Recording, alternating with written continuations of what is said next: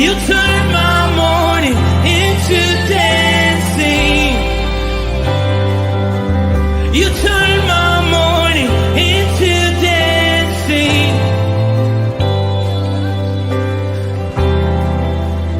Your love changes something about your love.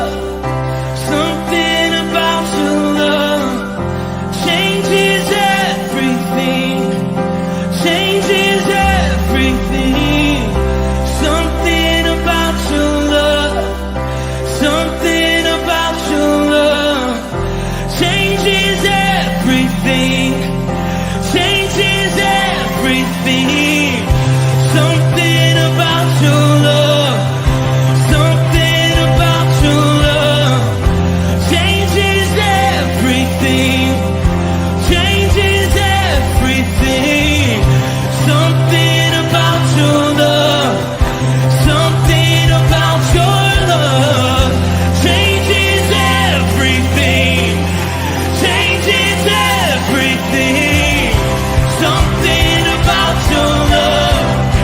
Something about your love changes everything. Changes everything. Something about your love. Something about your love changes everything. You turn my morning into dancing. You turn my morning into dancing. You turn my morning into dancing. You turn my morning into dancing. 'Cause your love changes everything. Your love changes everything. You turn my morning into dancing. You turn my morning into dancing. You turn my morning into dancing. 'Cause your love changes everything. Your love changes everything. Oh, there's something about your love. Something about your love changes everything in my body. Oh, something about your love. Something about your love changes everything. It changes everything. Something about your love. Something about your love changes everything. It changes everything. Something about your love. Something about your love changes everything. Changes everything. Something about your love. Something about your love changes everything. Something about your love. Something about your love changes everything. Changes everything. Something about your love. Something about your love changes everything. Changes everything. Something about your love. Something about your love changes everything. You turn my morning into dancing. You turn my morning into dancing.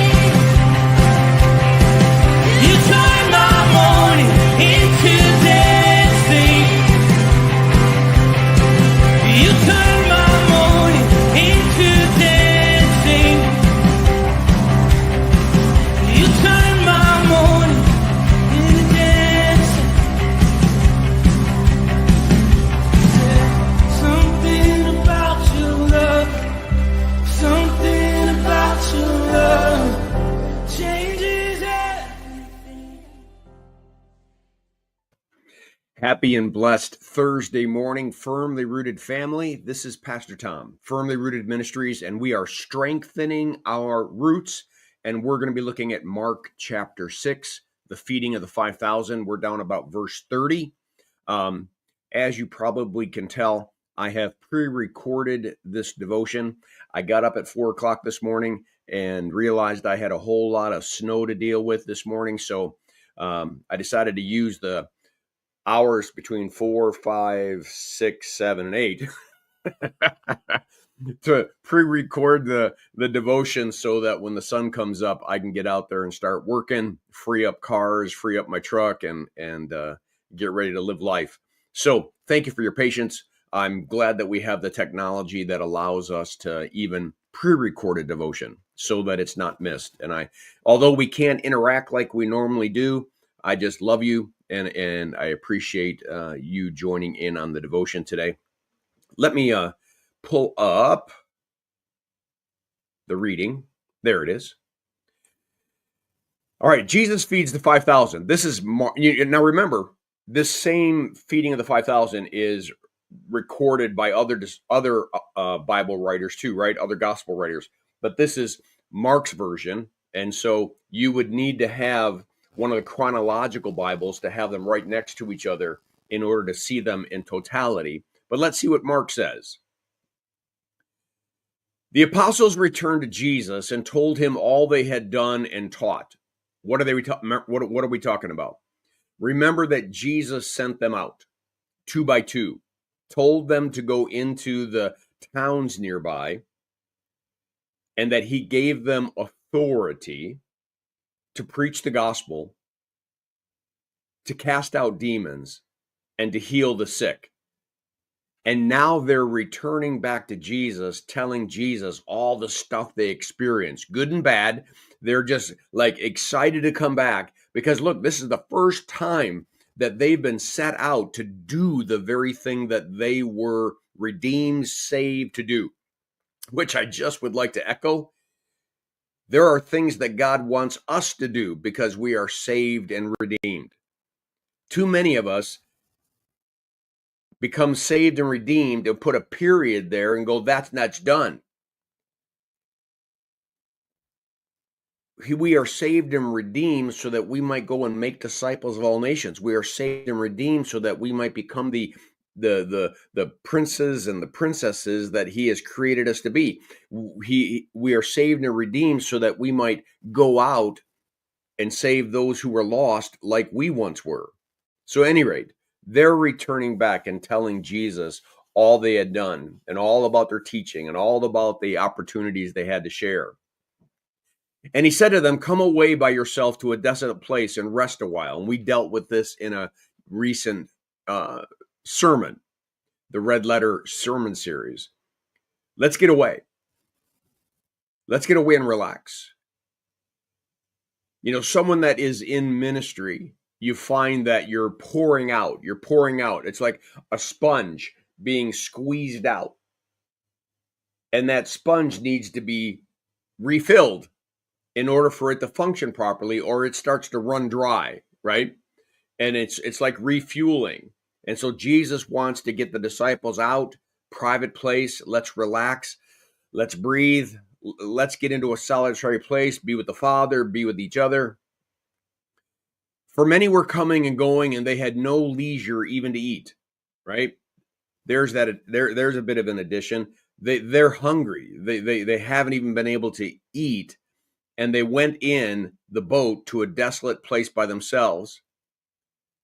So they crossed over, reached what they hoped would be a desolate place. And now many saw them going and recognized them, and they ran there on foot. Here they are running around the Sea of Galilee to get ahead of them. They ran on foot from all the towns and got there ahead of them. They ran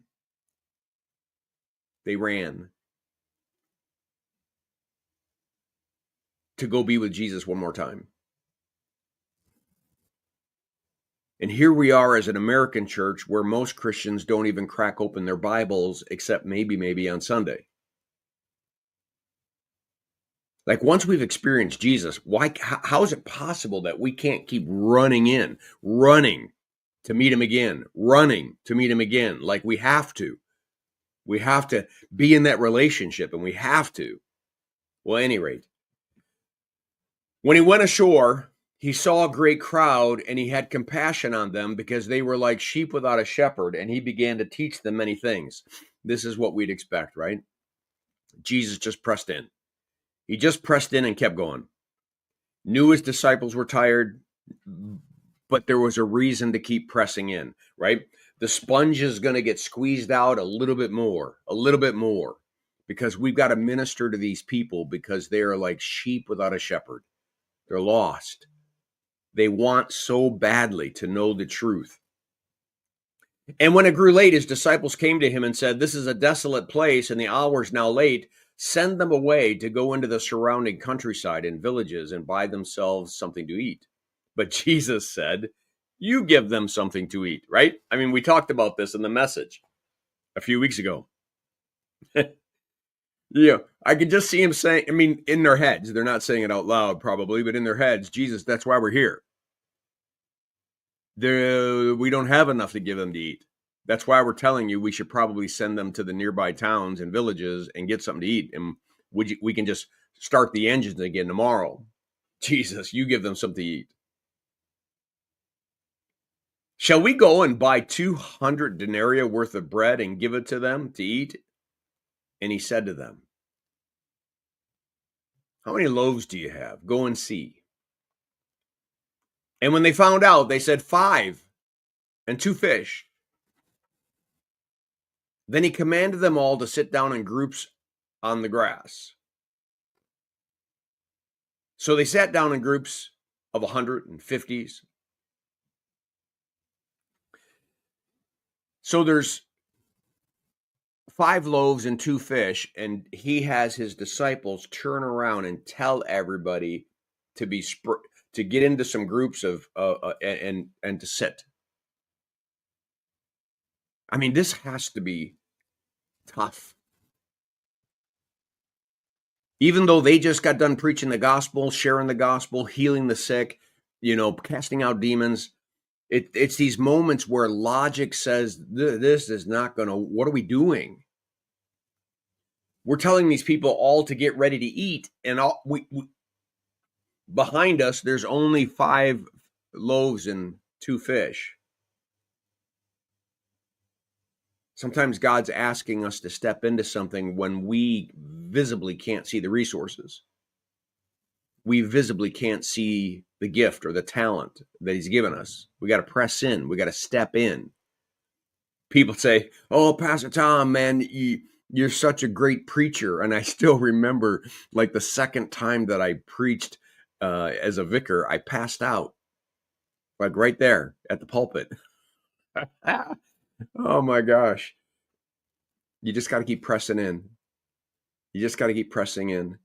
It's uncomfortable at first. It's hard at first, but all of a sudden it becomes your gift. It's the thing that he knew you had when you didn't know you have it. He knows you have a spiritual gift because he has given it to you. It's the step out in faith and exercise that gift is what he's calling us to do. So Jesus takes the 5 loaves and the 2 fish, looking up to heaven, and said a blessing. The whole thing is, give these things to me. Put them into my hands. Put them into my hands, Jesus said, because if you put stuff into my hands, stuff can happen. If you know anything today, take anything out of this message. If you've got something going on that you're trying to control, you're trying to fix, you're trying to whatever, put it in his hands. Stuff happens when we put things into his hands. He blessed the bread, broke the loaves, and gave them to the disciples and set before the people. And he divided the 2 fish among them all, and they all ate and were satisfied. They all ate. 5,000 people, not including the women and children. They all ate. And they took up 12 baskets full of broken pieces and of the fish, and those who ate of the loaves were 5,000 men. They got leftovers. In the 12 baskets of leftovers, there is more fish and bread than were originally started with.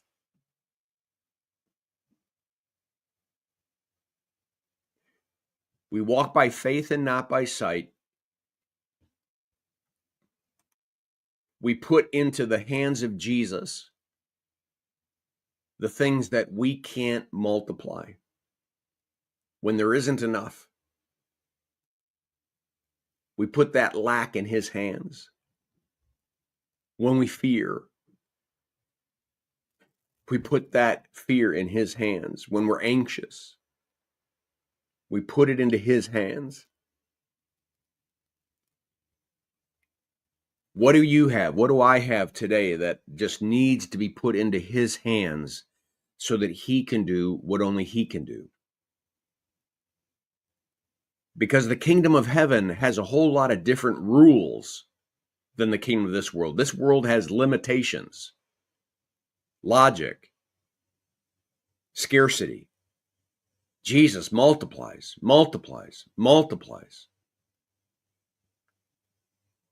Is anything too difficult for God? No, he can do anything. So let's start putting some things into his hands. All right, I hope this devotion was a blessing to you. Have a great day. Make it a firmly rooted day, and may someone see Jesus in us today. Peace.